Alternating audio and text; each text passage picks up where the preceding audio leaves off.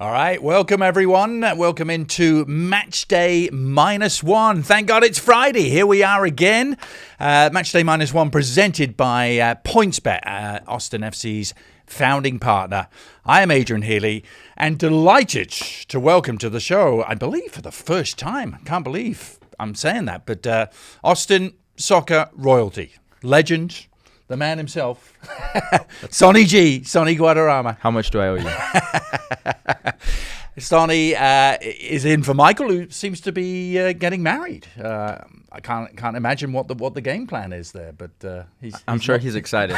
He's not here. We're delighted and excited for him actually going down to the wedding tomorrow after the Houston game, which we're going to get into. So thanks for stepping in, Sonny. Sonny, for those of you who don't know, I can't imagine anyone out there doesn't know, Sonny's our regular Spanish analyst working alongside the legend, Roger Valdivieso. That's right. We're in the booth next door. Yes, and obviously part of our pre-game show coverage as well, which has been a lot of fun. So let's get into it, Sonny. Our last pre-game show led into the Vancouver game on Saturday night. We'll start with the after party. Just your thoughts in general. I'll get some of the numbers out of the way. Our first ever win against a Canadian team. First ever 3-match MLS win streak. 5 games unbeaten now for Austin, and it was almost a sort of routine win, wasn't it? On Saturday, they just looked in command from the moment, particularly they took the lead. I mean, those are the wins that I like to see. Just routine. Yeah, I think this is the second routine game that we've won. Yeah. So for me, scoring 3 goals, not getting scored on, when we were up 2-0 and Vancouver started to press a little bit more, and for us to able to get that 3rd goal and settle the game down, to me, it just shows the maturity of our team and the job well done by Josh, and just looks like a totally different team from last year. Yeah, it's hard not to try and draw comparisons sometimes to year one, and you can't. But this is it's a sort of performance that we couldn't come up with last year. Well, I won't even say performance. End result. We were efficient. I mean, you look at the number of chances we created in the game. It wasn't a huge amount, but boy, did we make them count. And last year, it was the exactly opposite in terms of that formula. It's just about winning. And I think you're going to win games. I mean, hopefully we can win 5-0 every time. Not the case. If it's 1-0, it's 1-0. If it's 3, it's 3. But it's just about winning the games and what the game presents itself. And I think we're able to find different ways to win now. It's not just one way that we're going to win. Right. And there seems to be as you say, confidence begats confidence. Wins begat wins. It's this snowball effect, which is hard to kind of sort of say what that is, but having been on teams where momentum just starts gathering, as a player, you obviously feel that, and obviously the Austin players are feeling that now. I think so, and I think you take it into each game. I don't even remember Stuver having to do much in the game, which is a great sign. Our defense looks a lot stronger. We're creating quality chances, and then the biggest point, we're finishing chances. Yeah. And our forward's on a hot streak, so let's keep giving him balls and let's make him as hot as possible. Yeah. Just the 5th team in MLS history, Sonny, to score 20-plus goals through the first 8 games of the season, and a plus 10 goal differential. For all the, I mean, you and I both sat through the exact opposite last year, where it just seemed like whatever they did at Q2, the ball wouldn't go in the back of the net. But that tension has just, from the very first second of this season, that tension has not been there. It's been dissipated. It's almost, I mean, I guess it helped scoring after 2 minutes of the opening game back in late February, didn't it? It does help, and I think the amount of people that are scoring. Yeah. When our forwards aren't scoring necessarily in the game, our defenders are coming up big, our midfielders are coming up big. So I think the amount of people that have scored within the team, and then having just the type of players, offensive players that we have, can create literally out of nothing something. And now we're punishing the teams by putting the ball in the back of the net. Particularly at Q2. I mean, our home record just gets better and better. 8-1-1 now in the last 10, 24 goals scored. Only 6 allowed. Of course, that dates back to the last 4 or 5 games of last season as well. Are you noticing like opposing teams now having to change their approach coming to Q2. You heard Vanni Sartini talking about it, the Vancouver coach, leading into the game on Saturday. He's like, this is one of the most difficult places to come and play in the league. I mean, of course, the fans, Yeah. the vibe that the people give off in the stadium. And I think the way our team just starts games, we're starting games a lot stronger and putting teams under pressure. We're able to score early, which also, if you came in with a game plan playing against Austin FC and you get scored on right away, well, game plan just changed because now you're having to play catch up, and it's not easy to score on our team anymore. Our team defensively, again, stronger, Stuver looking a lot stronger. So we're making teams uncomfortable by just putting the ball in the back of the net early, and then teams are having to open up, which gives our forwards, offensive midfielders, wingers a lot more chances. Yeah. Well, you've talked about those offensive weapons that we have, and there's one name that sort of jumps out in terms of talk about MVP. Let's move on to that. And I feel like we do a Sebastian Driussi segment on any show now that we're involved in, whether it's a pre-game show or it's during a game, whether it's this sort of show. But for good reason. I mean, there's so much to talk about with him. If you didn't see it on Wednesday, MLS put out a tweet proclaiming Driussi as the front runner through 8 games for the league MVP award. And now we're talking about a quarter of the MLS regular season, Sonny. So it's a significant body of work. Leads the league in goals scored, 6, 3 assists. Leads the league in total goal contributions with 9. There's still a feeling out there, Sonny, that somehow this was almost the first national recognition he's had. But finally, the league say, "Okay, this guy's in the conversation for MVP." I just wonder why it's taken so long, because we see it every day. They weren't watching Austin FC play, I think. Right.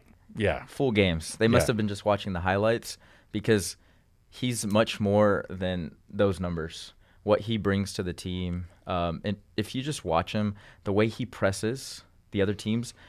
The amount, I don't know the statistics, but the amount of times the goalie just kicks the ball out of bounds because he's sprinting full speed, pressing. Yeah. The amount of times that he's won balls in defense is huge for the team. I don't remember which play that was that he ended up scoring the goal off of a header from Fagundes. Yes. But he literally starts the play from, I don't know, close to our own 18 and finishes it with a goal. There's not many players that can do something like that. So he's definitely the complete player, offensively, defensively. His mentality definitely helps with the team. So I'm glad that the league's finally starting to pay a little bit of attention. We wondered when they signed Maxi Urruti whether that combination was going to click immediately. Urruti's history suggested that he played better with another Argentine playmaker behind him. Was the case with Diego Valeri in Portland, was the case in Dallas with Mauro Diaz, and now you see the full fruition coming. It's only taken 8 games, and already those two are very much on the same wavelength, aren't they? Driussi's kind of keyed into what he needs to do to unlock Urruti. Midfielders love to pass the ball, and forwards love to get the ball. So it's not like some huge rocket science. And I don't think it's just Driussi. I think we have other weapons that play him balls. Fagundes, Ring, Finley, Cecilio when he's in the game. Like, we're all looking for him. Pereira. Danny Pereira. Yeah. So the forward to score, he's not going to score goals if he's not fed. Doesn't matter what team he's on. He could be the greatest forward. He needs people to pass him the ball. Here at Austin FC, we have tons of people that can give him the ball, and he's proven his worth. He's not only scored, but he's scored some golazos. Yeah. Interested to see the company he's in at the moment. According to the league, whoever sent out this tweet from MLS, it's Sebastian Driussi, Georgi Mihailovic, who's now, of course, with Montreal, previously with Chicago, Carlos Vela. I don't think there's ever an MVP discussion without Vela being in it. Campagna, the Inter Miami striker, and Tati Castellanos.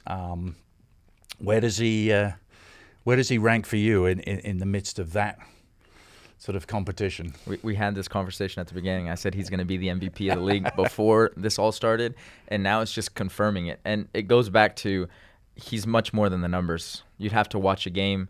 You'd have to see the game, maybe without even like the angle that the TV gives you, because what he does off the ball and how he moves, it's just impressive. And he's smarter than everybody else. Yeah. He's a dying breed, as I would say, because there's not that many players that are that smart on the field anymore. The game's changing. but he's still one of them that just brings a different level to the team. That mentality's always got that glint in his eye as well. I think you bring up a good point. Maybe that's why he hasn't been in the national conversation as much, because you don't see everything he does just watching on the TV screen. You're missing out on a lot. Yeah. Off the ball stuff that he does. Yeah.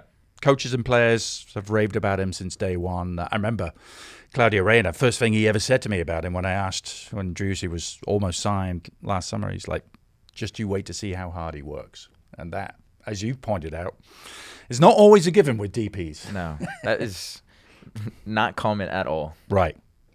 So there you go. Our MVP candidate finally getting some national love. Sonny, let's move on to what's coming up tomorrow. The Derby, not the first Texas Derby, the first Texas MLS Derby of the year for Austin.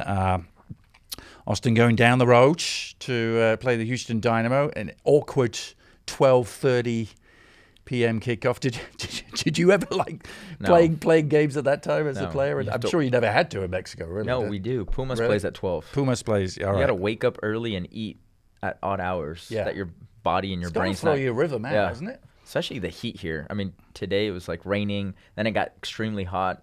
So I don't know what the weather's going to be like tomorrow, but no excuses. Right. Get the job done. Yeah. Well, they went down there and won handily in preseason. Not to read anything into that.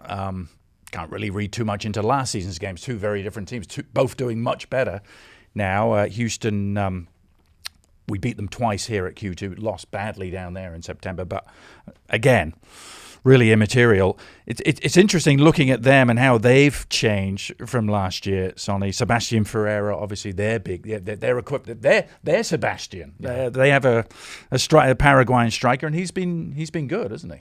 He's deadly. We talked about it. I think it's going to be the first time that we'll play against a true striker, besides Campagna, who came in as a sub in that game, but a true striker that is mobile, that can score goals, that we're really going to have to be watching out for him. I don't think the other teams really brought somebody in like that.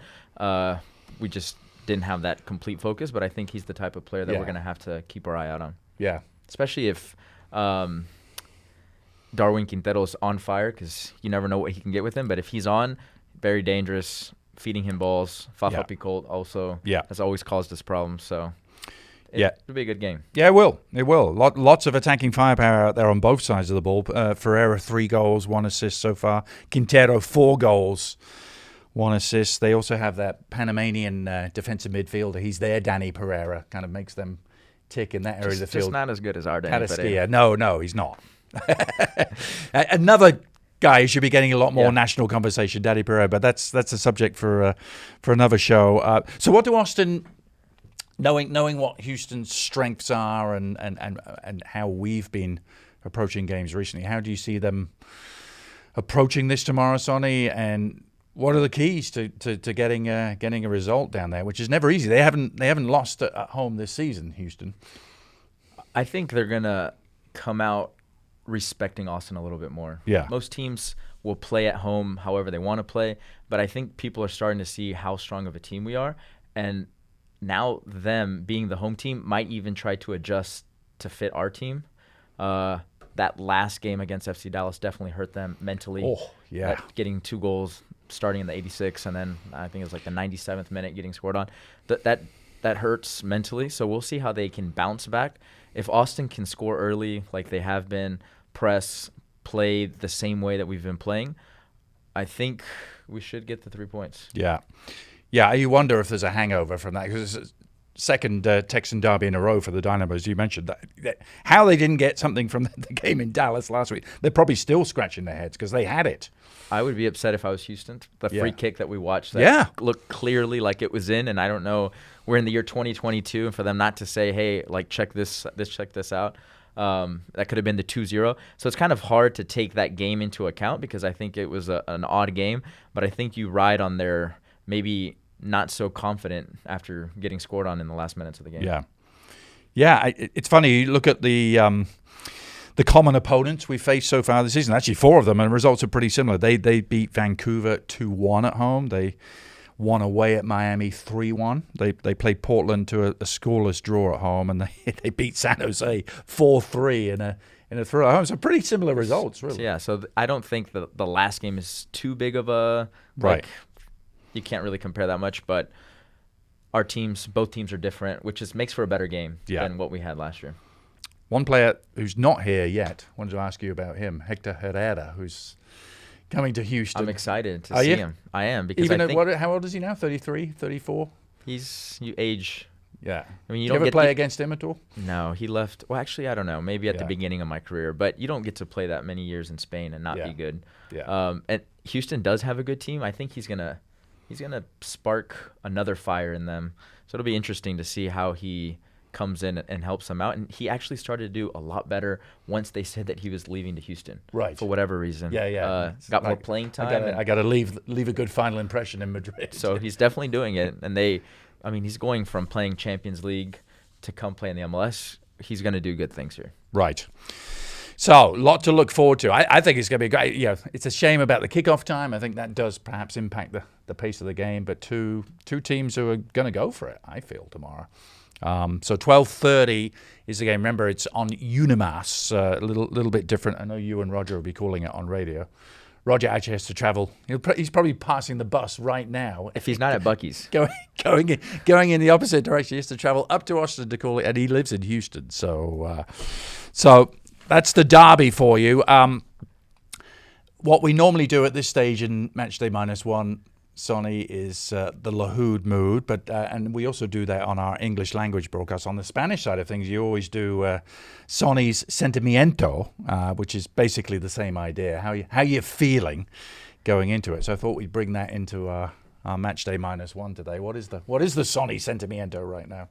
I mean, looking at the table, my sentimiento is expectations are high. I think winning will put more pressure on LAFC to get a result, knowing that we'd have already played before them, and they're one of the last games on the weekend. So to me, I'm excited to see this game and still to see Austin FC in top spots. You and I were both talking about how we're a little puzzled that there's still this narrative out there that somehow Austin don't deserve their record. They've had a soft schedule. They've had bonus games. There's a lot of that out there, and it really is bewildering because you never generally hear this leveled an accusation against any team, especially in this league, Sonny, where you and I both know it is talk about parity. Any team can beat any team, and it doesn't matter what league you're in. The amount of goals you're scoring doesn't. It's not like a coincidence that the team's scoring that many goals. So I think it's a shame that they even think about the team like that. So I hope we go out and prove everybody wrong. I mean, do you think the players look at that stuff and it actually fires them up? I mean, Felipe was tweeting out, "Hey, carry on doubting us. That's fine." It would make me laugh, and I'd probably have special celebrations towards the league after every time I scored, just to be like, ha. Well, here at St. David's, there's a printout of what all those pundits predicted pre-season for Austin to finish, and I don't think there was anyone higher than 10th, and that's permanently out as a reminder. Well, it took us a while for the league to even put us up in this power rankings. Right. Even when we were winning at the beginning, they're like, "Nah, you could be in this place, but you're not necessarily in our power rankings." Yeah. Having said all of that, May is a big month, isn't it? I mean, we did a lot of talk on our pregame show about the target for April, which they've already met, by the way, no matter what they get in Houston tomorrow. But May is a big month. I mean, those 3 games against both the LA teams will be revealing, if not pivotal / decisive. I mean, it's still early in the season. It is still early. I think I think this month was proving to the league that we are who we are. This month is going to be proving to themselves, yes, we can compete with the best. And if they come out this month and do well, the sky's the limit for Austin FC. Yeah, absolutely. I mean, it's going to be a very, very interesting month, full of some great football as well. I mean, that's the thing that gets me excited more than anything is welcoming the Galaxy here, going to LAFC. That you want to see Austin play those teams. I'm just really excited and intrigued. Playing them and beating them. Yes. And hopefully putting up good numbers. All right. Hey, it's been absolutely fantastic, Sonny, having you in the chair. We'll finish with a moment of gratitude. I think the recently announced Austin FC Special Olympics unified team should be a focus for a moment of gratitude this week. I was lucky enough to be here at St. David's last Sunday as the team had their signing day, and it was great. You know, we got to introduce each player, give them actually our shout out to Gisela in our front office. She produced notes on these players like you'd never believe, Sonny. Way better than anything MLS has ever produced on any player. But I was able to give the whole bio on every player as they signed, and then they went out for their first practice. Felipe was here. He's been great, by the way. He's at every community event so far, Felipe. So not only on the field, but off the field. No, he's a great guy in every respect. I'm sure some of you have seen him out and about at community events. But yeah, big shout out to our unified team. And they will actually play against the Dallas unified team after the FC Dallas home game at the end of June. So that's what double Clasico. Yes, double Clasico. Another Texas derby, but that's what they're working up towards. But we were able to launch that last Sunday. So terrific effort from all the players involved. Sonny, great to see you, man. Fantastic. It's always a pleasure. It's my mom's birthday today, so I was going to tell her happy birthday. Wow, Mrs. G. Happy Miss G, birthday to right. you. Is she here? Is she in Austin? They're actually going to San Antonio with my dad to go eat and walk around the Riverwalk. Nice. Happy birthday, Mrs. G. That is fantastic. That was the original G. I'm actually the pirate version, the Sonny G, the second generation. You're the follow-on G.